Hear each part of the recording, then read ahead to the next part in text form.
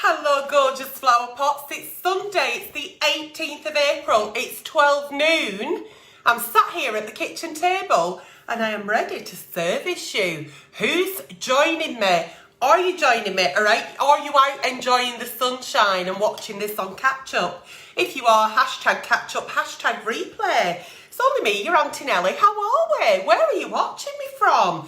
Good morning, good afternoon and good evening.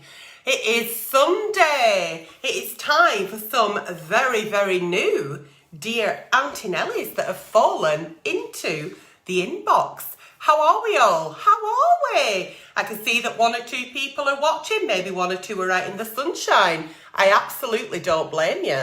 Okay, let me swipe. Ready to see if any comments are coming. So if you are commenting, hey, Charlotte West, you're the first comment that I've seen. Hello and good afternoon to Gillian Marshall. Sunny Middlesbrough, says Lisa O'Neill. Well, it's also sunny here in Haslingden. Hi, Nellie from Dorset. Hello, Susan Ham. Hello and good morning in Mexico, Jan. Hey, Nellie, I'm watching you from Gosport. Lisa Gilpin is also watching. Hello, Nellie from Darklight watching. Hello, everybody at Darklight. Thank you very much for the excellent stings and stay safe. I am a big supporter of all your stings at Darklight, so thank you for keeping our children safe online and out in public against all the predators. Good afternoon, Flower Pot, Claire Whitaker. And Leslie Adams, hello there in that there Scotland. Hello everybody, hello Bronwyn Harrison in Australia. So once again, good morning, good afternoon and good evening, wherever you may be watching your Auntie Nellie from. You look fabulous as always, says Paul Honeyman. Well, thank you. Can I just say, I'm not quite sure if the trolls have actually complimented me without knowing they've actually complimented me. So, they actually have been sending messages saying that I'm a catfish. I'm a catfish because I post pictures of myself. Well, I've recently posted a picture on all my platforms, which is me sat here at kitchen table, and now I've gone live. So apart from the filter that I use, which you can't put a filter when you're live, and that's fine, I don't really think I look that much different to the picture I've just posted. So you be the judge of that. So I actually think they were saying that I look really well on my pictures. So they've kind of fucked themselves up by trying to troll me when actually they've given me a really good compliment. So there we go. So that's the trolls today. Auntie Nellie's going to go live. Let's have a look at the picture that she posts, which will be a complete catfish to how she goes live. Well, no, because those are the pictures that I post is of me, and when I go live I can't actually change how I look. That's how I look. So there we go. Natalie Goddard says, I am watching you because I really need cheering up. I've had lots of bad news. So yes, without further ado, I don't know what's going to be in the Sunday service. So Sunday service, what is it? My Flower Pot's right into the page. I don't know what we're going to read before we open up the little black phone. So we will read it together, and a problem shared is often a problem solved. Yeah, any advice I give is purely for, and I'll just put my teeth in, it's purely for entertainment purposes, okay? If anybody does comment on your comments with giveaway, gift, competition, you've won a prize, it's a scam, don't fall for it. After I finish Sunday service, I'll be jumping onto my Instagram account, Antonella Uncensored, and doing Ask Me Anything, which has proved that we're all enjoying the Ask Me Anything as a live rather than just short stories. So there we go. So without further ado, shall we get going? Well, the hair is just still absolutely fabulous, isn't it? It's just fabulous. And it makes you feel fabulous. And doing something that's so normal, such as going to the hairdressers and doing your normal everyday things. The sun is shining, people are out and about, the shops are open. It's just so exciting. Dear Auntie Nelly, anonymous please, just letting you know if you write into the page, everybody is anonymous, okay? And it's Sunday service, please, here we go. I am 28 and this 60-odd-year-old man has started speaking to me randomly. This happened when I was in the line to pick up my daughter from school. He now waits for me every morning. How do I tell him to back off? I suffer with social anxiety, so struggle to speak to people. Thank you. Oh, sweetheart. Oh, my God. So this 60-odd-year-old man started speaking to you in the line at school as you're picking up your daughter. Maybe he's picking up his grandchildren, and you wanted to tell him to back off. Is that because it's raising your anxiety? I mean, it sounds to me that he thought you was quite approachable, and just wanted to have a bit of a chat with you. For all you know, you might be the only person that he speaks to that day, apart from his grandchildren. I don't think that's much of a problem. If it is causing you a lot of anxiety by somebody speaking to you, why don't you flip that on his head? Why don't you think, well, okay, I do get social anxiety, I do struggle to speak to people and he's making me feel uncomfortable, but I think it's so nice that he's actually reached out and he's having a bit of a chit chat to you. And why don't you have that little bit of a chit chat back? He's in his 60s. He's probably not looking to chat you up. He just probably thinks that she seems nice and approachable. I'll give her, yeah, you all right? How you doing? You know, the weather's shit, whatever it may be. You know, but I don't really think that there's a problem with him kind of singling you out. I think the problem is here, it's making you feel really nervous going picking your child up from school because somebody's going to talk to you. But I would flip it on its head, absolutely, and just have very, very, you know, minimal conversation, but be polite, be kind, you know, and don't be rude to him. But yeah, I mean, you probably are the only person that he feels comfortable speaking to.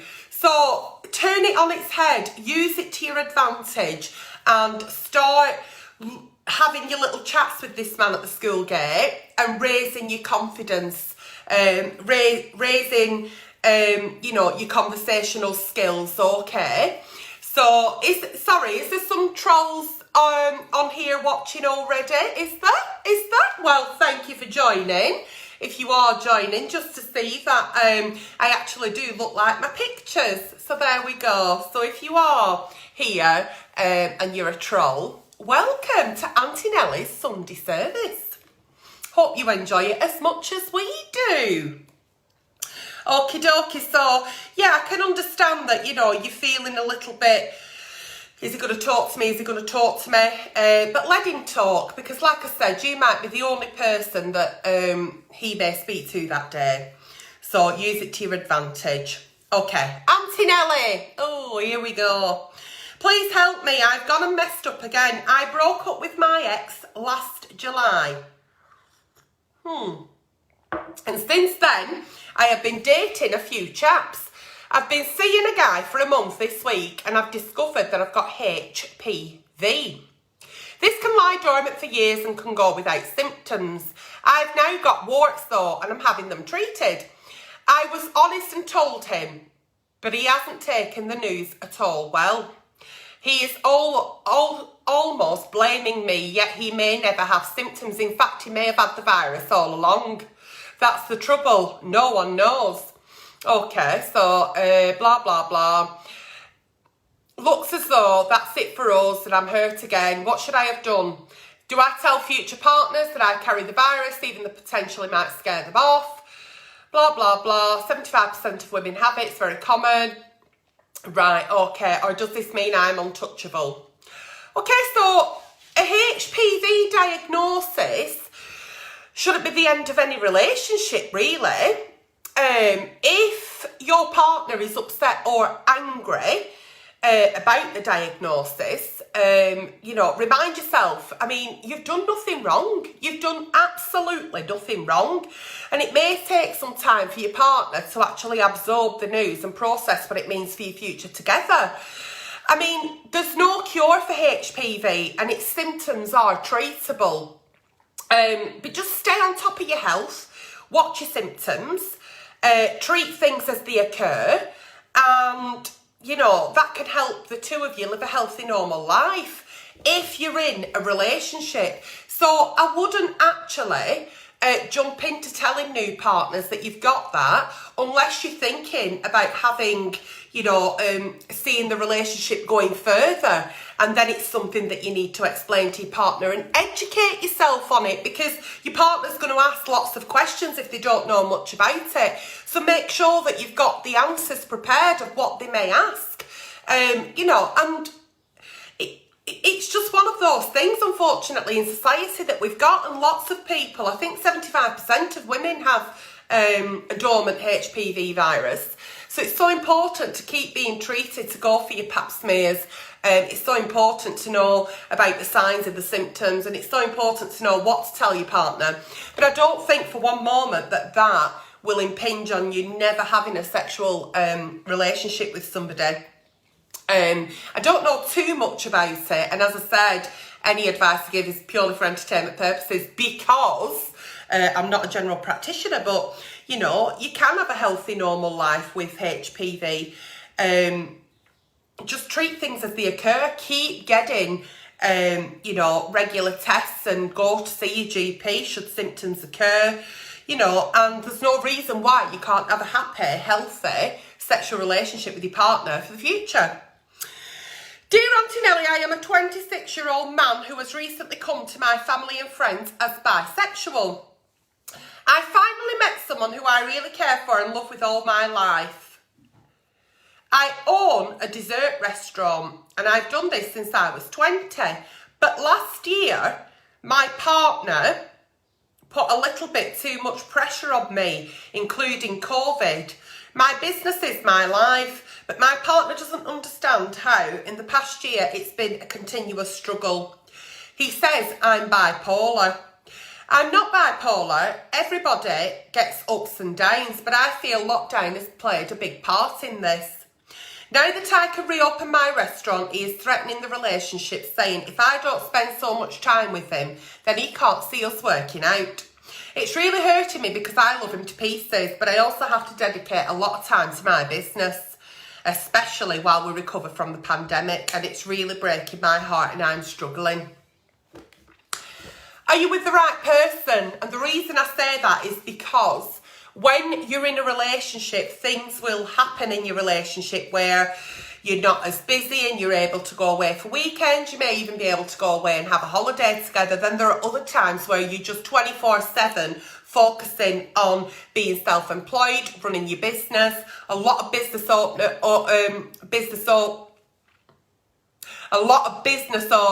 that are now opening the businesses into businesses. What is wrong with me? A lot of business owners who are now reopening their businesses after the pandemic are even working days and hours that they never used to in order to pull things back. When you have a partner, it's about supporting each other. Your partner should be your biggest cheerleader. They should be there for you no matter what. They should be there saying, how can I help you? You know, and it may be a case of he's feeling quite selfish in the time that he wants you to spend with him. Why can't he help you in your business? It might be something that's productive for you, but at least he gets to spend some time with you maybe. Sounds to me like he's quite immature and you're away sort of like years ahead of him, because you've been running your business since you were 20 and you're now 26. You've been doing this for 6 years, obviously successfully, and you don't want to have the extra pressure of a relationship stop that for you. That's your dream and you're doing amazing.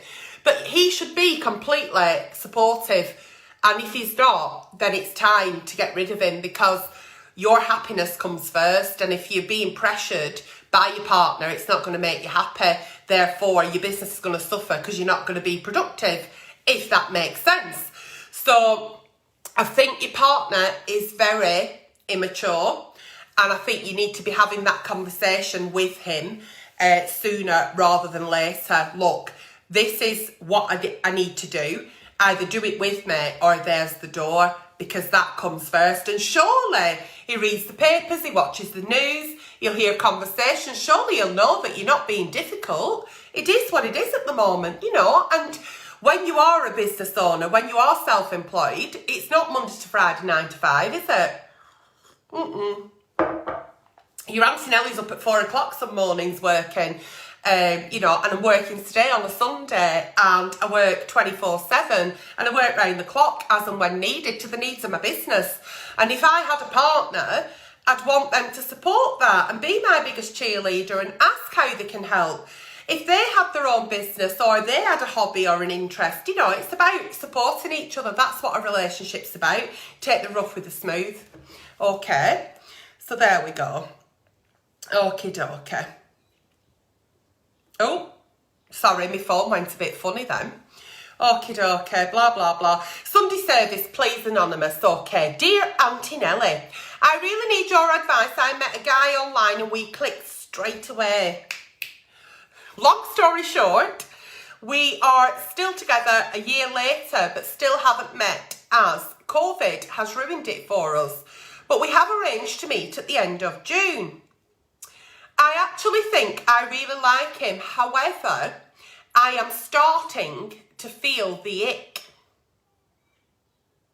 The ick. Do you mean like you're starting to feel a bit cringy? He tells me every day that I make him so happy and that he already loves me. This can be seen as lovely, but I feel it's getting a bit much. As yes, we have FaceTimed and phoned every day, but we haven't actually met in person. How do I tell him to slow things down without hurting his feelings? Thank you so much, your #1 flower pot. I don't think you need to tell him to slow down because, like you say, you've not even met yet. You're not going to meet till the end of June. And it's about, when you're having an online relationship, it's about accelerating that because you need to put extra effort into your words, your text, your communication, your FaceTimes, your video calls, your messages.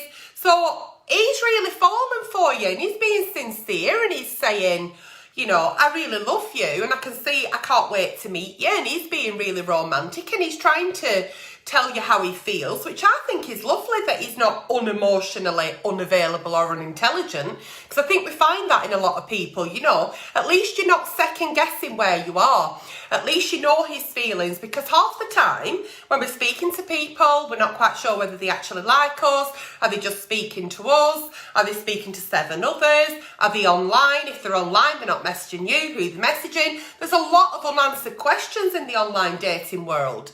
So I think it's so nice that he's actually honest and open. On the flip side of that, maybe you don't feel the same because you haven't met him yet. You've not seen him in 3D. You don't know how he walks, how he talks, how he laughs, you know, how he runs. You know, there's a lot to a person's personality that slots into place when you actually meet them in real life. So maybe though, you know, you're not wanting to jump feet first because you're not quite sure yet until you meet him, and that's also fine. But I certainly won't brush off or feel cringy that he's just displaying this emotion to you. I think that's really tender and really sweet and quite sincere, unless he's saying it to everybody. So, do you know what I mean? There is that, isn't there? There is that. How many people do they cut, copy and paste that message to? But I wouldn't, you know, I wouldn't tell him to back off. Certainly not. And what I would say is don't say anything you don't mean. So if he says, I love you, you know, send back an emoji rather than I love you too or that's really nice, because that can be a bit shit, can't it? When you say I love you and they go, thanks. A bit awkward. So, you know, just send back a kiss or, you know, that sort of thing. But, you know, embrace this meeting at the end of June. It's something to look forward to. It's something exciting. And if you had no feelings for this person, I doubt you'd have been talking to them for over a year. I doubt you'd be keeping up the phone calls. I doubt you'd be keeping up the FaceTime unless you're that bored and you've nothing to do. And if that's the case, why don't you clean your skirting boards and have a spring clean and empty out that funny drawer in the kitchen that has stuff in that you'll never use but you don't want to throw away. So yeah, so that's my advice. Don't let it cringe you, because there's a lot of girls sat out there at the moment that don't actually know the place in somebody's life. They don't know if he likes her, if he wants a relationship, is it lust, is it love, is it going to be a lesson? So I think you're in a nice position where at least you know where you stand in this man's life. Yeah? Okie dokie. Hello there, Betty Bangstrag. How are you? Are you well this afternoon? Once again, good morning, good afternoon and good evening to you all, wherever you may be watching me from. Today I am sponsored by coffee. Lots of black coffee today. Dear Auntie Nellie, my partner's mum and family is terrible. Oh, they only want to know when we are doing something for them.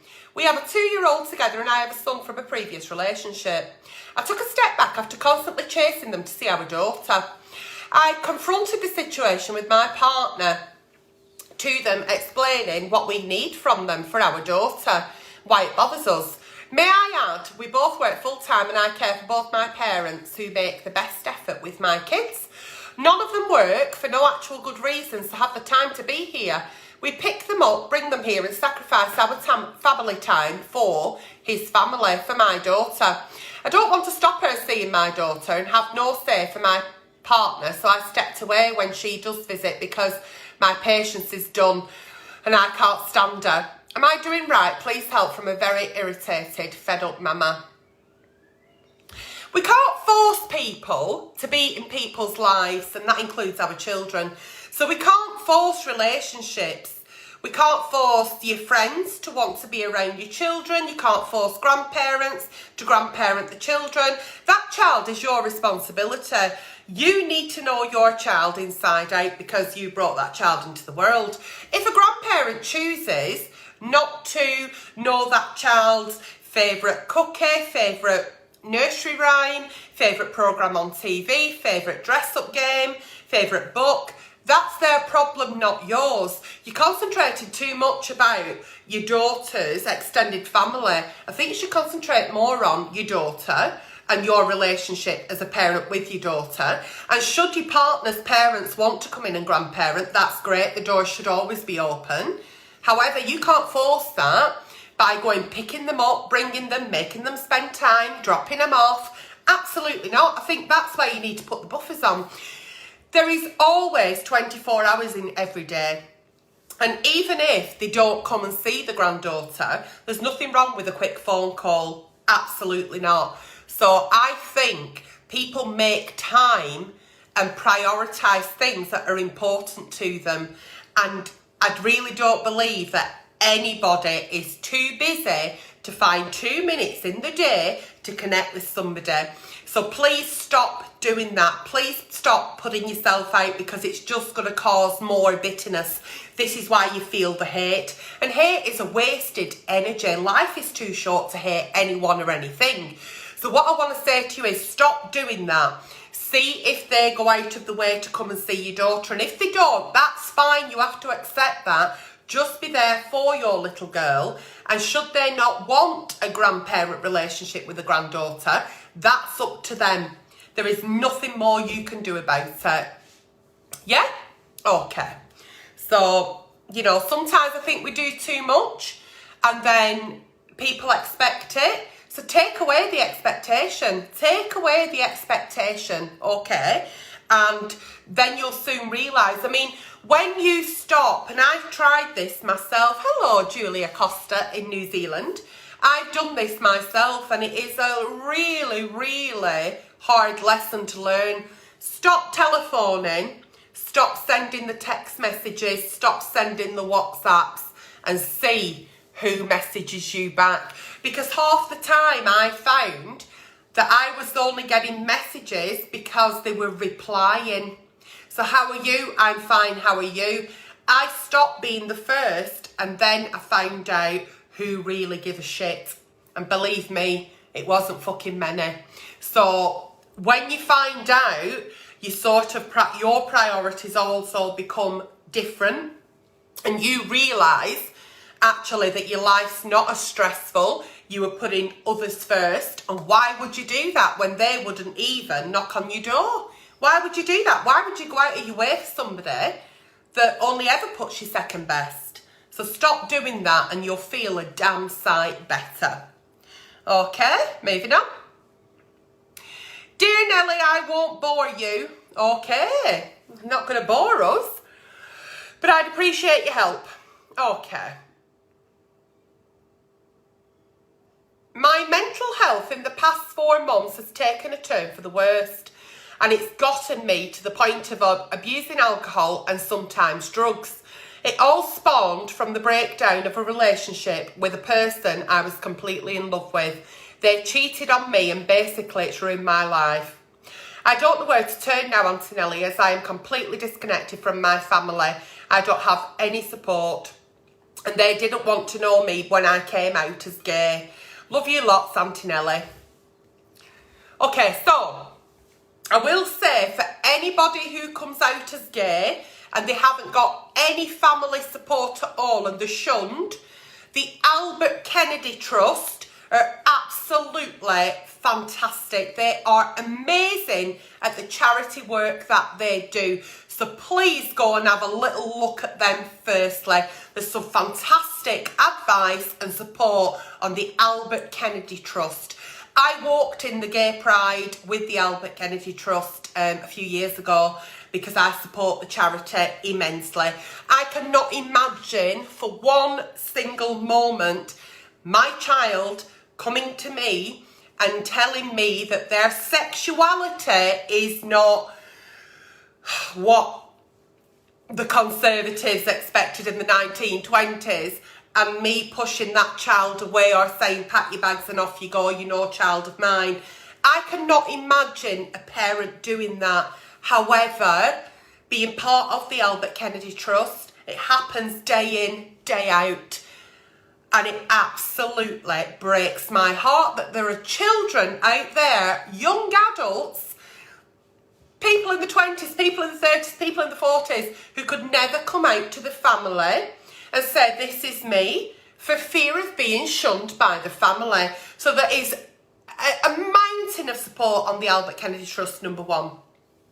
You will get the support and the love and the help you need there, so look it up. Number two, I'm really concerned that one of your coping strategies is turning to abusive substances. When life's not going tickety-boo, you've been cheated on, your relationship's broke down, you may lose your job, you turn to alcohol and drugs. Do you have any help and support for that? Is that something you're doing recreationally? Is that something you're doing more than you did? Is it getting out of hand? That's also something that we need to sort of like address. So once again, talk to Frank, go online, have a look at what you're drinking, what you're taking, what effect it's having on you. Sometimes when you're drinking to excess and you're taking illegal substances, that's not going to be helping your mood. So you may feel even lower because you're inducing more of anxiety, more of depression by turning to these short-term substances. So I want you to also look into what you're using as a coping strategy, and please, please stay away from drugs and alcohol. They don't do you any good. It's okay to have a sociable drink with your friends, and I'm sure most people in the UK have after the pubs have opened again on the 12th of April.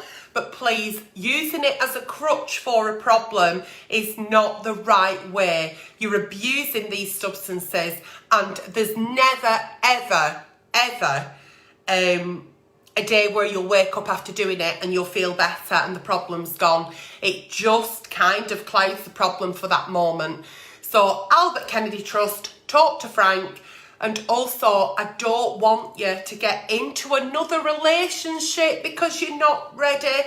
You need to heal from the hurt that you felt, the cheating that's been done to you. So you need to heal from that. You also need to speak to somebody about the fact that you've no support network and you may feel ashamed or lost or mentally abused by your family because they shunned you. Also, you've got some addictive traits in your personality. Ignore relationships for the time being. Walk away from relationships. I'm not saying don't have a bit of fun with somebody, and I'm not saying don't make connections, but do not jump into a relationship. You're not a clean canvas at the moment, and I want you to work on yourself. Work on you in order for you to be a clean canvas to take into a relationship. You're not ready for that at the moment, but please, please, please check out the places that I've just told you. They are incredible at what they do. I give advice for entertainment purposes, but they give advice as professionals, and you should grab that advice with both hands sooner rather than later. Okay, darling. Can anybody on here actually understand that if your child was to come to, or the fact that your child would fear coming to you as a parent with anything? My daughter could come to me with absolutely anything. She's my baby girl. She's mine. You know, she grew inside me. I gave birth to her. There is nothing that my daughter could say or do that would stop me loving that child unconditionally. I am sure to God that Myra Hindley's mum would not have been best pleased with Myra Hindley, but I can guarantee you now that she'll have never stopped loving her. How can you stop loving your children? Especially, I mean, obviously Myra Hindley is really dramatic. I don't know why I said that, but I did. There we go, brutally honest. Here we are, uncensored. How can you not want your child to be themselves, the best version of themselves? I don't want my child to live a lie or feel embarrassed or ashamed or think I can't tell my mum that. Oh wow, what a failure as a parent if your kids can't come to you, number one. And number two, does it matter if your daughter is in love with Jessica or John? As long as that person loves your daughter and respects them and brings them happiness, that's all you ever want for your kids. Does it matter where that's coming from? Does it matter? Would you really shun your child for not being heterosexual and straight like you and its dad? Maybe, would you? What kind of individuals are these? And it really, really does really upset me that we live in a world today where we have to have charities like the Albert Kennedy Trust because of this kind of parenting. It just absolutely terrifies me that this is still going on to this day. My daughter could come home next week. I mean, she don't live at home, but she could if she wants, and say, Mum, I've decided I'm in wrong body and I want to be called Dave. That's absolutely fine, sweetheart. What we having for our tea? Let me start putting pan on and then we'll have a chat about it. Are you okay? Your child, as long as they're safe and they're happy, they're not bringing any harm to anybody else or themselves. It absolutely bewilders me. It really does. I'm not saying that I'm the best parent in the world. We all make mistakes and every day is a school day, and I still parent and make mistakes now at 47 to my daughter who'll be 26 in October. God, it doesn't come with a manual, does it? But surely that's just common sense. Surely that's just compassion. That's just empathy. That's just you loving your child, no matter what. If I'm wrong, I'm wrong, but it doesn't feel wrong. Hi Nelly, hello my darling flower pot. I've been in a long-term relationship for 4 years now and I am 24. I live with my partner. Over the last 6 months, I'm beginning to seriously think about, baby, I don't want to live with him forever. I'm at the point where I'm young enough to meet someone else and I also want children. But I'm worried about making the wrong decision to end it. I'm worried because my life is catered around him. Oh, that coffee's giving me indigestion. And his friends, to the point that I no longer have my own friends and I don't know what I would have without him. You can't be in a relationship with somebody just because his mates are your mates. You can't do that, number one. Number two, you're only 24 and you've been in a serious relationship since you were 20. Have you ever been on a girl's holiday? Have you ever had a one-night stand? This is not advice that I'm giving you to go and do, but have you been on a girl's holiday? Have you ever had a one-night stand? Have you had a 3-day bender? Are you doing the job that you want to do? Have you done all the stupid fucking shit stuff that you do when you're in your late teens and your early 20s? Because if you've got yourself all settled by 24 with somebody and now you're questioning it, he's obviously not the one, is there? You're obviously yearning inside for all these things that possibly you've missed out on. But you certainly can't stay in a relationship because you think, well, if I don't go out with him, then I'll have no friends. You've got to make your own friends, and because your life has been catered around this guy, you've got 4 years into a relationship and you've lost your own identity. You are just somebody's girlfriend, it sounds to me like. You've paraded around as his girlfriend and you've got no interests of your own. It sounds to me like you've got no life of your own. Therefore, is it not time to start doing that? You're not in the right relationship. I really don't think for one moment you're with who you should be, and I don't think you're ready to settle, because it sounds to me like there's so much more in life that you think that, well, I don't know, if I want to live with him forever, well, I might want a child. You're questioning a lot of things, which is absolutely normal for a 24-year-old young girl. So please, please, please don't be in such a committed relationship. Please find your own friends. Start doing things that 24-year-old girls do and enjoy it. Embrace it. Don't write into the page again, because I want you to be too busy having the girly holidays, having the nights out, you know, starting your own socials. So meet people from work for a drink and, you know, find support groups and start doing what other singles do and enjoy yourself. And don't worry, if his friends then no longer want to be your friend because you're no longer with him, then they were never friends at all, were they? So I think you're restricting yourself, and you're certainly going through a midlife crisis at 24 because you've decided to do that. You've decided to sort of think, this is it.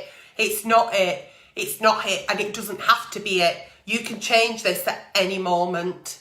So find out who you are, what you want, and go for it. Life's for the living, and tomorrow's not promised to any fucker. So enjoy. If you are sending me stars, then thank you very much, because by you sending me stars, then that means that I can continue to bring you all these wonderful lives that we do. To be honest with you, I'd still come wonder. It's not about the stars, but it is so lovely and they are much appreciated. Dear Auntie Nellie, I am a gay white man and I am in a 2-year relationship with an Indian guy.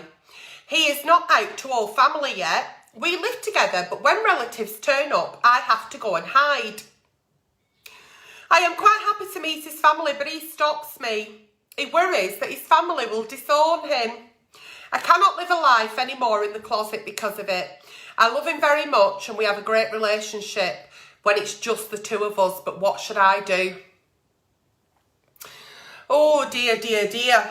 So you've lived together 2 years, you're more than happy, your relationship's fine. However, when mum knocks on the door, you've got to go and hide in wardrobe because he's ashamed of telling his family that he's in a loving relationship with a man.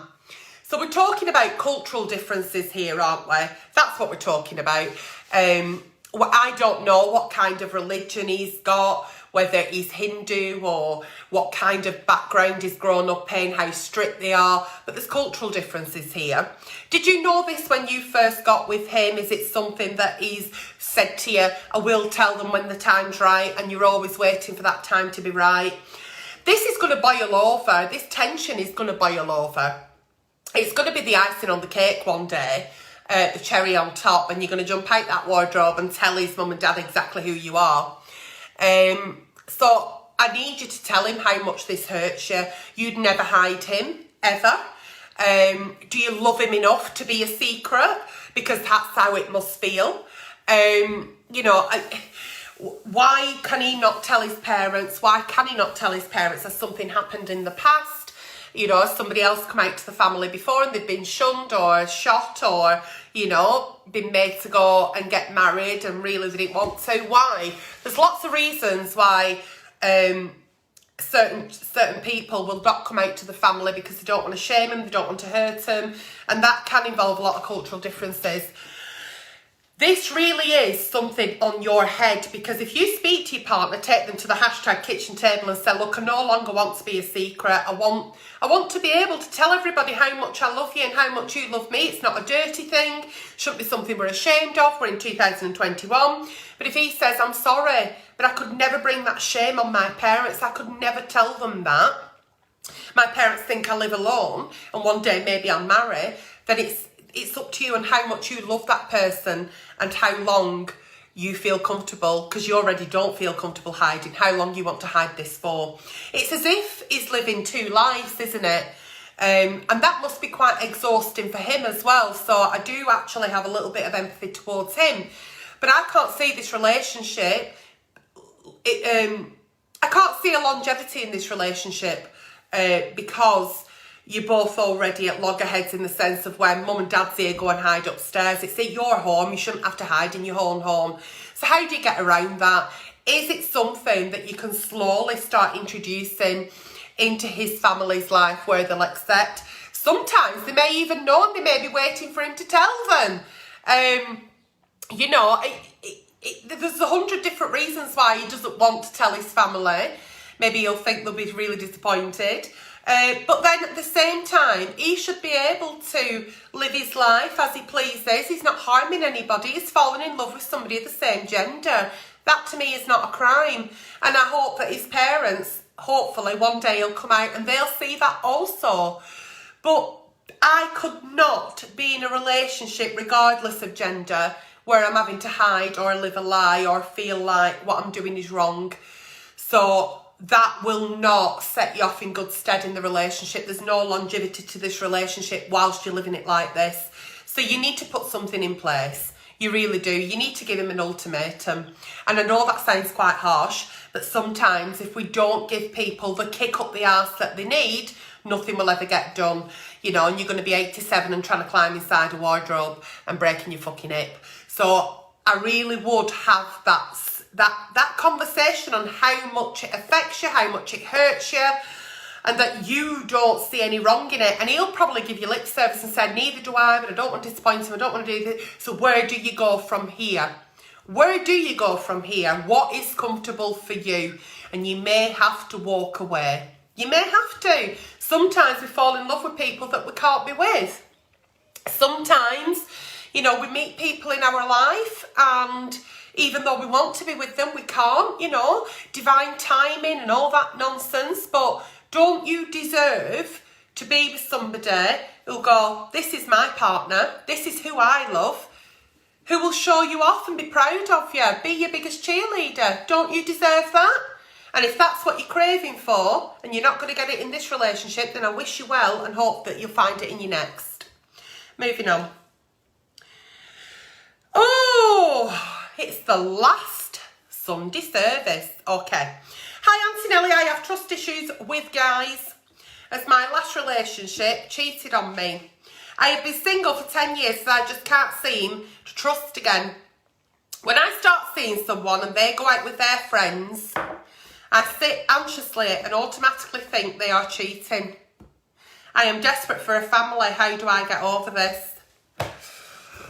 I don't think you should be in a relationship until you get over the fact that you truly believe that you have to understand that you're carrying your baggage from your past relationship into new relationships. Not everybody's going to cheat on you. Not everybody's going to hurt you. Not everybody's going to love you. The next person might lie to you. You can't go into a relationship thinking it's going to be the same as the last. Number one, your new partner doesn't deserve to be punished for something they haven't yet done. And I think if you just say that again, my new partner does not deserve to be punished for something that my ex-partner did. I do not deserve to be punished for something that my partner coming has got issues with. It's about treating people afresh. You'll know when you're ready to do that. And it sounds to me like 10 years is a long time to have this hurt. Have you done any self-healing? Do you know your worth? People get cheated on. Fucking hell. Queen Bee, Beyonce was cheated on. If she can be cheated on, anybody can be cheated on. That's how I look at it. So, you know, yeah, people can cheat, people can lie, they can steal, they can break your heart. But you can't walk into a relationship thinking, oh, well, he's gone out with his mates, so he's going to cheat on me. Absolutely not. Absolutely not. You can't think that. Yeah, he might go out with his mates and cheat on you. He might be cheating on you at work. If they're going to cheat, they're going to fucking cheat because they're cheating bastards. But you can't think that in every relationship, because you know why? You're not going to have a relationship and you've already been on your own 10 years. You're going to be on your own another 10 years. You want to start a family? The only person who's delaying this happiness in a loving relationship to maybe start a family is you, because you are punishing people for something that somebody did to you a long time ago. You need to fucking let that go. You need to stop overthinking. You need to detach from your past relationship woes and you need to move on afresh. I don't think it's time for you to do it now because you're still worrying about people cheating on you. So once again, repeat after me. I will not punish the next person in my life for my ex's shit. They don't deserve to be punished for something that somebody else did. And I think you need to really, really understand that, absorb it, write it down on paper, text it yourself. It is not our fault what happened to you in a past relationship. It's okay to explain your fears. It's okay to say, I do sometimes have trust issues because I've been cheated on in the past, but I have no reason not to trust you until you give me reason to not trust you. And hopefully that'll set you in good stead. Some self-healing, guided meditation on, stop overthinking, detach from past abusive relationships, whether it be mentally or physically, and move on. And that has been today's Sunday service. I hope you've enjoyed it as much as I have, because I thought it was fucking brilliant. Please keep writing into the page with your nighttime with Nellies and your Sunday services. Whatever you do with the rest of your day, enjoy. The Rosendale Valley looks like it's got a little bit of sunshine. So I'm going to jump onto my Instagram now and do an Ask Auntie Nellie. If you're on Instagram, please come and join me. Please do. Auntie Nellie Uncensored on Instagram, going live at 1 o'clock with Ask Me Anything. And then after, I might get out and do a little walk. Yeah? Okay, so I will see you all very soon. Wherever you've been watching me from, good morning, good afternoon, good evening. And just remember that you mattered, you're worth it, and I love you all very, very much. See you all soon.